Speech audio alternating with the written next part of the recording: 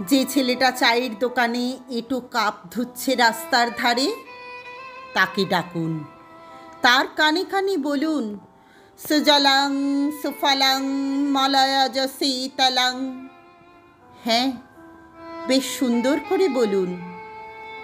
যে মেয়েটা চাকরির নাম করে বনগাঁ কিংবা চাকদা থেকে রোজ সকালে ট্রেনে সেজে গুজে শহরে আসছে শরীর বেচে চাল ডাল নুন কিনতে, তাকে ডাকুন। তার কানে কানে সুরেলা কণ্ঠে বলুন, সার্থক জনম আমার, জন্মেছি এই দেশে। যে ছেলেটি লটারির টিকিট নিয়ে দরজায় দরজায় ঘুরছে আর বলছে, বিশ্বাস করুন আমি ভদ্রলোক, আজ 10 বছর হলো আমার কারখানা বন্ধ, লক আউট, তাকে ডাকুন। তার কানে কানে বলুন, বলো বলো বলো সবে, শত বিনা বেনু রবে, ভারত আবার জগৎ সভায় শ্রেষ্ঠ আসন লবে।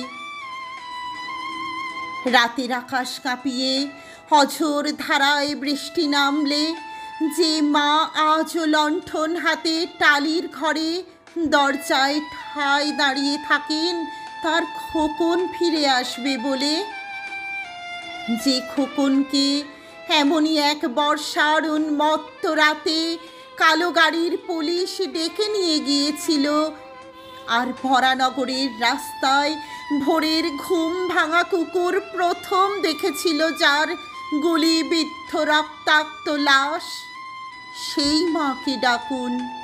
তার কানে কানে বলুন, হাম বুলবুলি হ্যায় ইসকি, ये गुलसिता हमारा हमारा, सारे जहां से अच्छा। সবাইকে সব কিছু বলা শেষ হলে শুনশান শীতের রাতে 5 মাথার মোড়ে ঘোড়ায় চড়ে বসা সেই মহা বিপ্লবীর পায়ের সামনে ধীরে ধীরে এগিয়ে যান। ফাঁকা রাস্তায় রাতের বাতাসে কান পাতুন, শুনতে পাবেন সেই বিপ্লবী পুরুষের বজ্রকণ্ঠ, আমি তোমাদের কাছে রক্ত চেয়েছিলাম তোমাদের স্বাধীনতা এনে দেব বলে, আমি পারিনি, কিন্তু আমি আমার সমস্ত জীবন উৎসর্গ করেছি, আর তোমরা